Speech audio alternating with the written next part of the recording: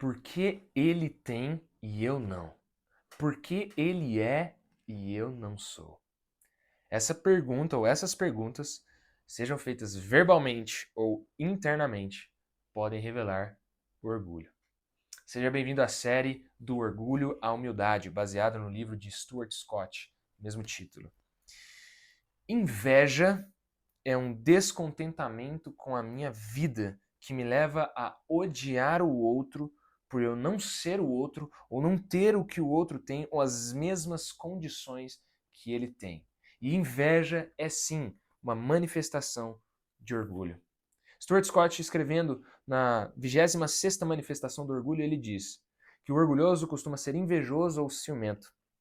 Frequentemente, quando a pessoa orgulhosa não goza os mesmos benefícios, ela tem muita dificuldade em se alegrar com as bênçãos ou com o sucesso dos outros. Então, sim, inveja, ao contrário do que muitos pensam, não é um sentimento. Inveja é um pecado que se revela nos sentimentos. Quais deles? Ira ou tristeza, principalmente. Como então saber se eu tenho inveja? Em primeiro lugar, se você se alegra com a tristeza do outro. Em segundo lugar, se você se entristece com a alegria do outro. A inveja se manifesta quando eu vivo me comparando com os outros, sempre vivendo no modo competição. E numa era de mídias sociais, isso fica mais evidente do que nunca. É um dos pecados menos falados e mais praticados do nosso tempo. A gente rola o feed do Instagram e começa a se comparar. Ele conseguiu emprego, eu não. Ela é bonita e eu não sou. Ele tá namorando e eu não. Ela casou, eu não.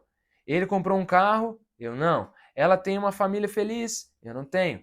Ele tem filhos, eu não tenho, e assim vai. A insatisfação começa a tomar conta do nosso coração e vira uma realidade. Isso é fruto de um coração invejoso.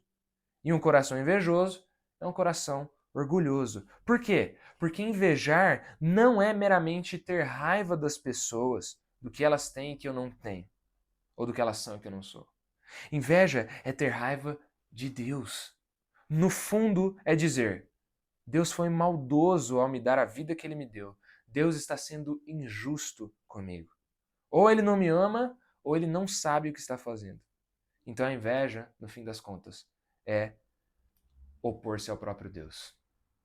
O Salmo 73 é um salmo em que Asaf, um cantor no templo, diz que quase abandonou a fé. E ele diz o motivo pelo qual quase abandonou a fé. Versículo 3. Salmo 73, 3 diz assim: Pois eu invejava os arrogantes ao ver a prosperidade dos maus. Ele começou a questionar Deus. Versículo 3 ele diz: Com certeza foi inútil conservar puro meu coração e lavar as minhas mãos na inocência. Ou seja, não valeu de nada eu ter seguido a Deus. Afinal, parece que os ímpios, os maus, têm tudo o que eu não tenho. E eu aqui, que sou crente, sofro e não tenho, e não usufruo das coisas. Começou a ficar embrutecido. Ele diz no versículo 21, quando meu coração estava cheio de amargura e meu íntimo se comoveu, estava embrutecido e sem entendimento. Eu era como um animal diante de ti. Ele começou a ficar descontente, murmurador, amargo. Todos esses são sintomas da inveja, descontentamento, murmuração e amargura. Portanto, o que é que Asaf precisava para curar-se da inveja? Ele precisava se arrepender. Ele precisava reconhecer que estava invejando e precisava abandonar a inveja. A inveja é como um veneno que infecta a alma. E para ser curado dela, é preciso admitir estar envenenado. Asaf então reconheceu estar amargurado, agindo como ignorante. Ele reconheceu o seu pecado. Pois é, muita gente amargurada não reconhece estar pecando por inveja. Coloca a culpa nos outros, ou dizem que é só um mau humor, que é fruto do seu temperamento. Mas reconhecer estar doente é o primeiro requisito para ser curado. Então, abandonar a inveja. A inveja é orgulho. Eu preciso abandoná-la. Qual é o contrário da inveja? Humildade. Claro. Stuart Scott diz na manifestação 22 da humildade no seu livro, ele diz assim, que o humilde sente-se verdadeiramente feliz pelos outros. A pessoa humilde alegra-se com os outros quando coisas boas lhe acontecem. Ela está consciente de que Deus a tem abençoado imensamente, confiando nele em relação ao que ela não tem. O humilde é contente. O contrário da inveja é o descontentamento. Aliás, é o contentamento. Inveja é descontentamento.